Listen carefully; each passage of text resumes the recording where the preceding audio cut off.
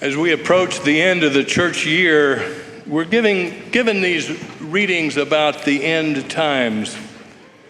And I think there are two extremes in which, as we approach the end times, as we approach our life, the end of our lives, there are two extremes in living one's life. The first, which unfortunately dominates our culture, is a life of materialism and secularism, to live as there is no thought of heaven. It's all there is to life. Eat, drink, and be merry, for tomorrow you will die. In such a way, we love things and we use people. We fix our lives on what only this life has to offer: money, comfort, honor, power. We abort babies and we euthanize the aged. The other extreme, though certainly not as common, is to gaze heavenward with no reference or care to the world around us. And even relationships become immaterial. I'm so fixed on heaven that I pay no attention to the poor and the suffering. It is a life of presumption. We see both of these extremes played out in our readings. In the gospel, Jesus and his disciples have entered Jerusalem and they're gazing at the temple. His followers are struck with awe at its wonder, its enormity, its beauty, and they're amazed how man could build something so magnificent. Jesus then turns to them and warns them, realize that all of this is passing. Don't be distracted what you can see in the front of your nose. Don't be distracted from the higher purpose for which you were made, the kingdom of heaven. We live in a culture that distracts us constantly from the things of this world. What will benefit me now? What will give me pleasure and comfort now in this world?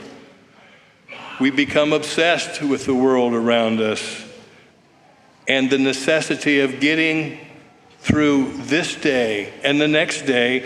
We lose sight of the world to come.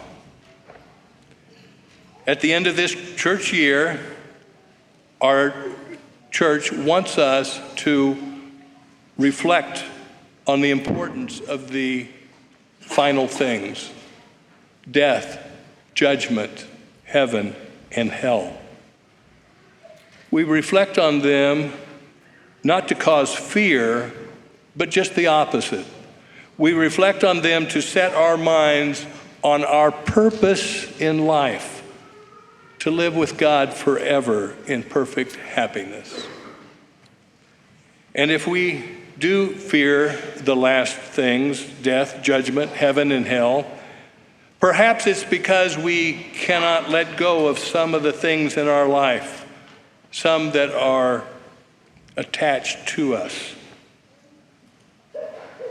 Reflecting on the last things can lead us to slowly separate ourselves from what may be undue attachment to the things of this life.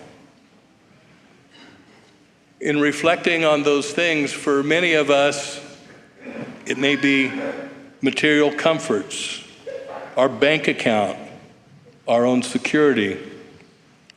For some of us, it may even be an obsession with our pets. For young people, it may be an obsession with our appearance, how others may view us. Or it could be our health.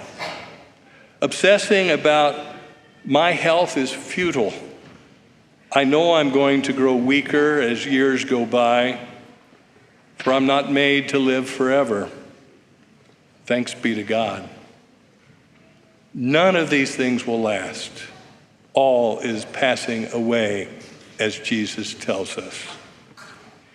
In our second reading, we see the other extreme of the early Christians who obsess in only the afterlife, whose eyes are turned upward to heaven with no concern about the world around them. Paul writes to the people of Thessalonica, where some of the people expect the second coming of Jesus to be imminent, so they quit working. They stop contributing to society. This was a problem for the early Christians. And today it's morphed into the sin of presumption. We live with a balance. Our faith points us to a place between these two extremes. We live in this world and we contribute to it, and the work that we do is not separate from our faith, our relationships, our families, our care of the poor and the marginalized. All of this is to be done with Christ-like love. We are to be engaged in this world, but always with our eyes fixed to the world to come.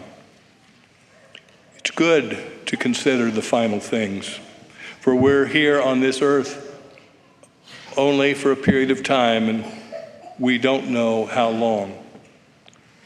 As we approach our final destiny, let us let go of those things that we cling to in this world.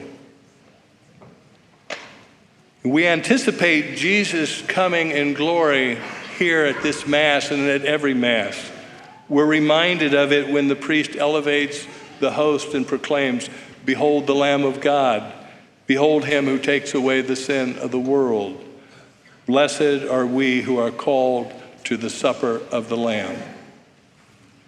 It's a reference to the end of time, not to hold us in fear, but to banish all fear.